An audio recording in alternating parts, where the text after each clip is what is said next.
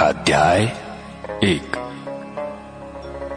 मसीह यीशु के दास पौलुस और तीमुथियुस की ओर से सब पवित्र लोगों के नाम जो मसीह यीशु में होकर फिलिप्पी में रहते हैं, अध्यक्षों और सेवकों सहित, हमारे पिता परमेश्वर और प्रभु यीशु मसीह की ओर से तुम्हें अनुग्रह और शांति मिलती रहे। मैं जब जब तुम्हें स्मरण करता हूँ तब तब अपने परमेश्वर का धन्यवाद करता हूँ, और जब कभी तुम सबके लिए विनती करता हूँ तो सदा आनंद के साथ विनती करता हूँ, इसलिए कि तुम पहले दिन से लेकर आज तक सुसमाचार के फैलाने में मेरे सहभागी रहे हो। मुझे इस बात का भरोसा है कि जिसने तुम में अच्छा काम आरंभ किया है वही उसे यीशु मसीह के दिन तक पूरा करेगा। उचित है कि मैं तुम सब के लिए ऐसा ही विचार करूं, क्योंकि तुम मेरे मन में आ बसे हो और मेरी कैद में और सुसमाचार के लिए उत्तर और प्रमाण देने में तुम सब मेरे साथ अनुग्रह में सहभागी हो।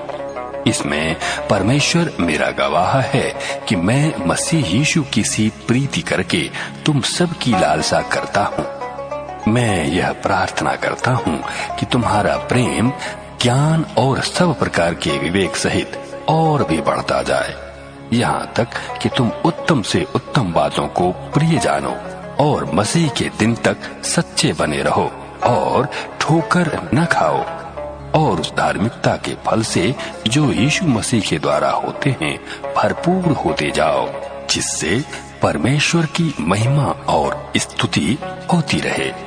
हे भाइयों, मैं चाहता हूँ कि तुम यह जान लो कि मुझ पर जो बीता है उससे सुसमाचार ही की बढ़ती हुई है, यहाँ तक कि कैसर के राजभवन की सारी पलटन और शेष सब लोगों में यह प्रकट हो गया है कि मैं मसीह के लिए कैद हूँ, और प्रभु में जो भाई हैं उनमें से अधिकांश मेरे कैद होने के कारण हियाव बांधकर परमेश्वर का वचन निधड़क सुनाने का और भी साहस करते हैं।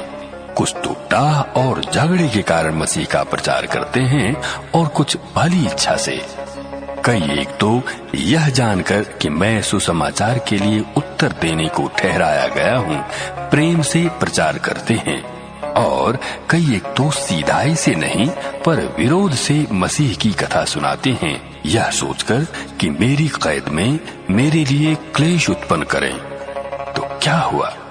केवल यह कि हर प्रकार से, चाहे बहाने से चाहे सच्चाई से, मसीह की कथा सुनाई जाती है, और मैं इससे आनंदित हूँ और आनंदित रहूंगा भी, क्योंकि मैं जानता हूँ कि तुम्हारी विनती के द्वारा यीशु मसीह की आत्मा के दान के द्वारा इसका प्रतिफल मेरा उद्धार होगा।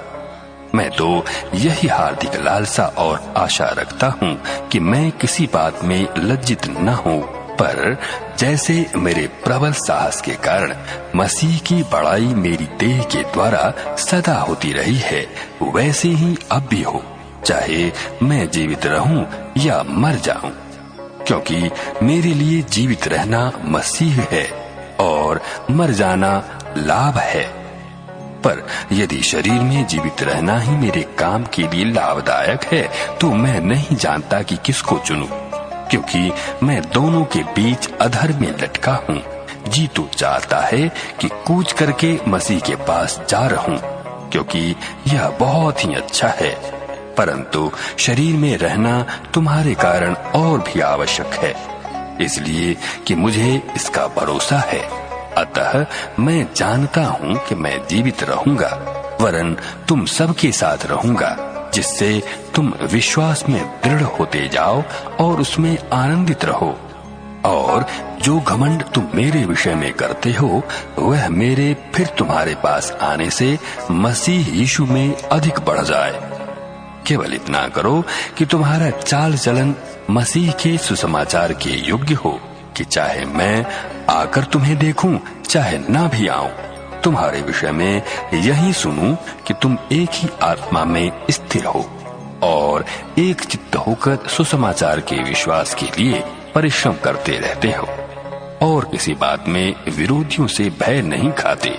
यह उनके लिए विनाश का स्पष्ट चिन्ह है, परंतु तुम्हारे लिए उद्धार का, और यह परमेश्वर की ओर से है, क्योंकि मसीह के कारण तुम पर यह अनुग्रह हुआ कि न केवल उस पर विश्वास करो, पर उसके लिए दुख भी उठाओ। और तुम्हें वैसा ही परिश्रम करना है जैसा तुमने मुझे करते देखा है, और अब भी सुनते हो कि मैं वैसा ही करता हूँ।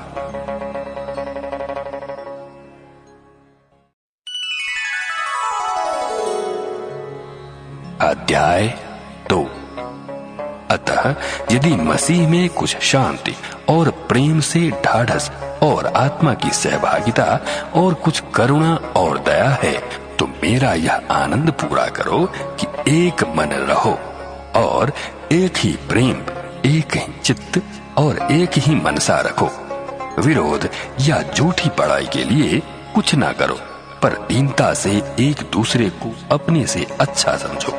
हर एक अपने ही हित की नहीं, वरन दूसरों के हित की भी चिंता करे।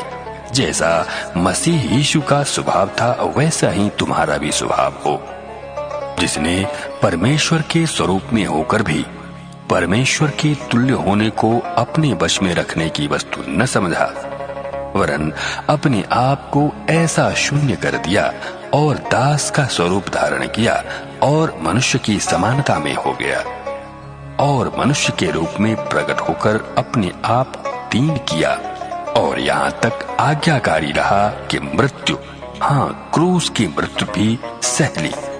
इस कारण परमेश्वर ने उसको अति महान भी किया और उसको वह नाम दिया जो सब नामों में श्रेष्ठ है, कि जो स्वर्ग में और पृथ्वी पर और पृथ्वी के नीचे हैं, वे सब यीशु के नाम पर घुटना टेकें, और परमेश्वर पिता की महिमा के लिए हर एक जीव अंगीकार कर ले कि यीशु मसीह ही प्रभु है।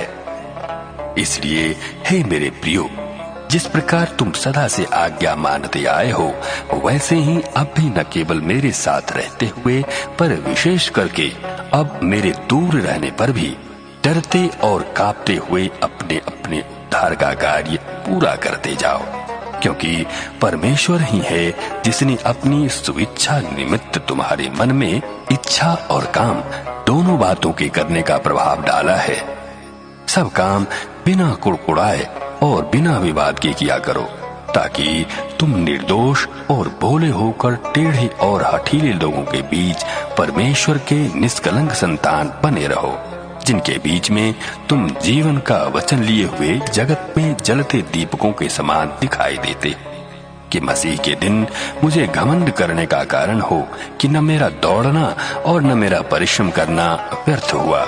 यदि मुझे तुम्हारे विश्वास रूपी बलिदान और सेवा के साथ अपना लहू भी बहाना पड़े, तो भी मैं आनंदित हूँ और तुम सबके साथ आनंद करता हूँ।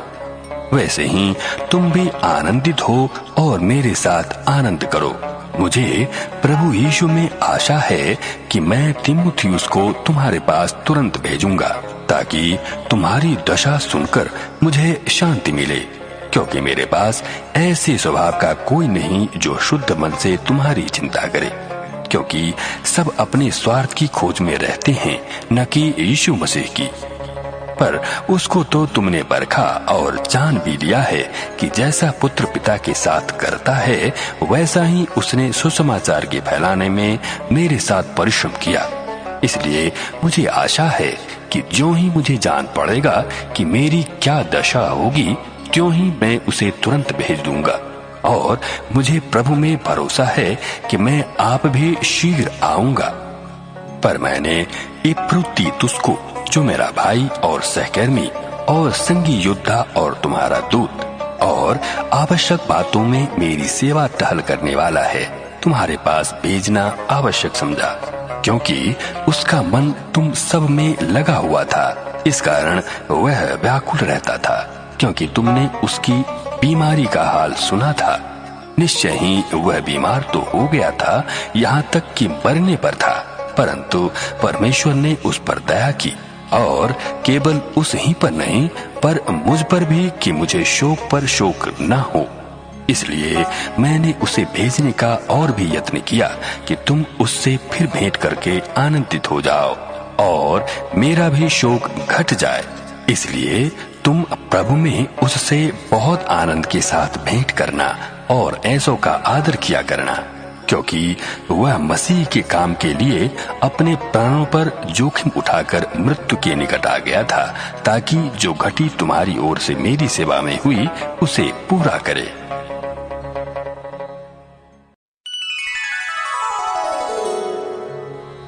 अध्याय 3। इसलिए हे मेरे भाइयों, प्रभु में आनंदित रहो। वे ही बातें तुमको बार बार लिखने में मुझे तो कोई कष्ट नहीं होता और इसमें तुम्हारी कुशलता है। कुत्तों से चौकस रहो, उन बुरे काम करने वालों से चौकस रहो, उन काट कूट करने वालों से चौकस रहो, क्योंकि खतना वाले तो हम ही हैं जो परमेश्वर की आत्मा की अगुवाई से उपासना करते हैं और मसीह यीशु पर घमंड करते हैं और शरीर पर भरोसा नहीं रखते। पर मैं तो शरीर पर भी भरोसा रख सकता हूँ। यदि किसी और को शरीर पर भरोसा रखने का विचार हो तो मैं उससे भी बढ़कर रख सकता हूँ। 8वें दिन मेरा खतना हुआ। इजराइल के वंश और बिन्यामीन के गोत्र का हूँ।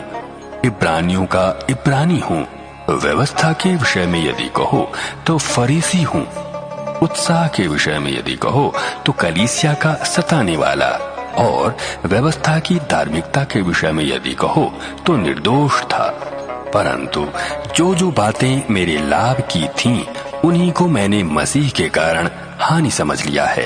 वरन मैं अपने प्रभु मसीह यीशु की पहचान की उत्तमता के कारण सब बातों को हानि समझता हूँ, जिसके कारण मैंने सब वस्तुओं की हानि उठाई और उन्हें कूड़ा समझता हूँ, जिससे मैं मसीह को प्राप्त करूँ और उसमें पाया जाऊं, न कि अपनी उस धार्मिकता के साथ जो व्यवस्था से है, वरन उस धार्मिकता के साथ जो मसीह पर विश्वास करने के कारण है और परमेश्वर की ओर से विश्वास करने पर मिलती है, ताकि मैं उसको और उसके मृत्युंजय की सामर्थ्य को और उसके साथ दुखों में सहभागी होने के मर्म को जानूं और उसकी मृत्यु की समानता को प्राप्त करूं, कि मैं किसी भी रीति से मरे हुओं में से जी उठने के पद तक पहुंचूं।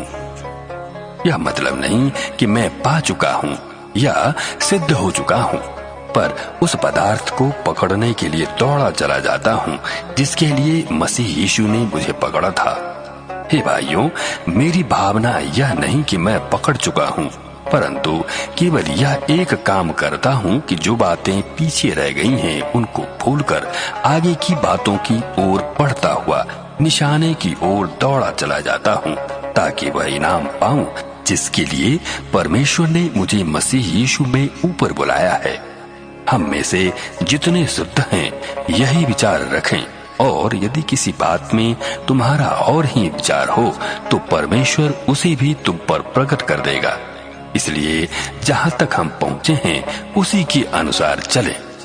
हे भाइयों, तुम सब मिलकर मेरी सी चाल चलो और उन्हें पहचान रखो जो इस रीति पर चलते हैं जिसका उदाहरण तुम हम में पाते हो, क्योंकि बहुत से ऐसी चाल चलते हैं जिनकी चर्चा मैंने तुमसे बार बार की है और अब भी रो रो कर कहता हूँ कि वे अपनी चाल चलन से मसीह के क्रूस के बैरी हैं।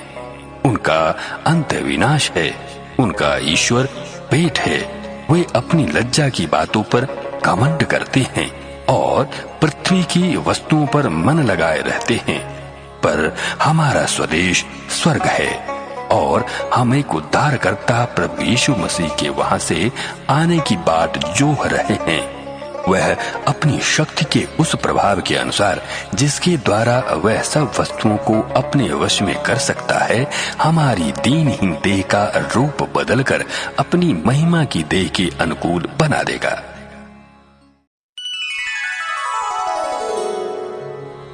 अध्याय 4। इसलिए हे मेरे प्रिय भाइयों, जिनमें मेरा जी लगा रहता है, जो मेरे आनंद और मुकुट हो, हे प्रिय भाइयों, प्रभु में इसी प्रकार स्थिर रहो। मैं यूदिया को भी समझाता हूँ और संतुखे को भी कि वे प्रभु में एक मन रहें। हे सच्चे सहकर्मी, मैं तुझसे भी विनती करता हूँ कि तू उन स्त्रियों की सहायता कर, क्योंकि उन्होंने मेरे साथ सुसमाचार फैलाने में क्लेमेंस और मेरे अन्य सहकर्मियों समेत परिश्रम किया, जिनके नाम जीवन की पुस्तक में लिखे हुए हैं। प्रभु में सदा आनंदित रहो।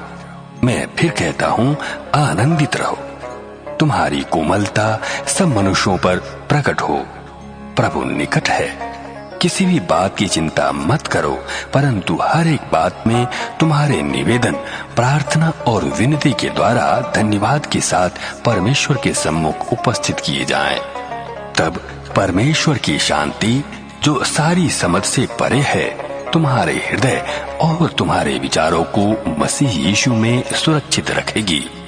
इसलिए हे भाइयों, जो जो बातें सत्य हैं और जो जो बातें आदरणीय हैं और जो जो बातें उचित हैं और जो जो बातें पवित्र हैं और जो जो बातें सुहावनी हैं और जो जो बातें मनभावनी हैं, अर्थात जो भी सद्गुण और प्रशंसा की बातें हैं, उन पर ध्यान लगाया करो।